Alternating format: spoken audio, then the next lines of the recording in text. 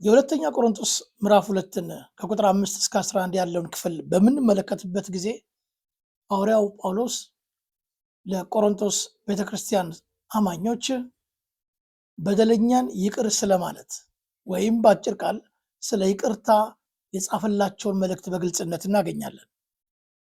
ስለዚህ ያነሳላቸዋል። ከዚህ በፊት ይህን ሰው የቀጣችሁት ቅጣት ይበቃዋል፣ ስለዚህ ይቅር እንድትሉት ፍቅርን ደግሞ ከእርሱ ጋር እንድታጸኑ እለምናችኋለሁ እያለ ከነገራቸው በኋላ ቁጥር 11 ላይ በሰይጣንም እንዳንታለል የእርሱን ሐሳብ አንስተውምና ይላል በ54 ትርጉም ላይ።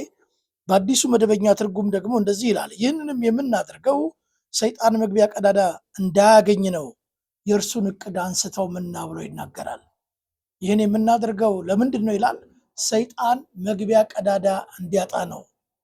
ለምን? የእርሱን እቅድ አንስተውምና። ሰይጣን መግቢያ ቀዳዳ የሚያገኝበት መንገድ አንደኛው መንገድ ቂመኝነት፣ በቀለኝነት፣ እንደገና ደግሞ ይቅር አለማለት እንደሆነ በግልጽነት ሲነግራቸው እንመለከታለን። ወገኔ ሆይ ሰይጣንን መግቢያ ቀዳዳ ማሳጣት ትፈልጋለህ? እንግዲያውስ በደለኛን ሰው ይቅርበል፣ የበደለህን ሰው ይቅርበል። ሰይጣንን መግቢያ ቀዳዳ አሳጣው።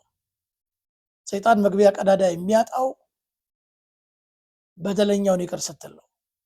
ምሕረት የሚገባውን ሰው ምሕረት ስትሰጠው ሰይጣን መግቢያ ቀዳዳ ያጣል።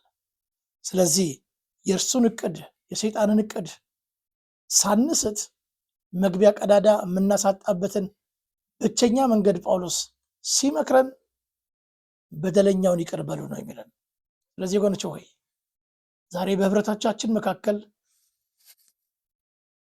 በወዳጅነት፣ በጓደኝነት፣ በትዳር አጋር፣ በብዙ አይነት መንገድ በስራ ባልደረቦቻችን መካከል በተለያየ አይነት መንገድ ሰይጣን መግቢያ ቀዳዳ እንዲያጣ ከፈለግን እርስ በርሳችን ይቅር እንድንባባል ይገባል ማለት ነው። አለዚያ በቂም ውስጥ በጥላቻ ውስጥና በበቀል ውስጥ እድል የሚያገኘው ፈንታ የሚያገኘው ቀዳዳ የሚያገኘው ሰይጣን ነው። ስለዚህ ሰይጣንን መግቢያ ቀዳዳ አሳጣለሁ የምትልና የምትይ ከሆነ አሁኑኑ ይሄ መልእክት እንደደረሰሽና እንደደረሰህ የበደልከውን ሰው ይቅርበል፣ የበደለሽን ሰው ይቅርበይ።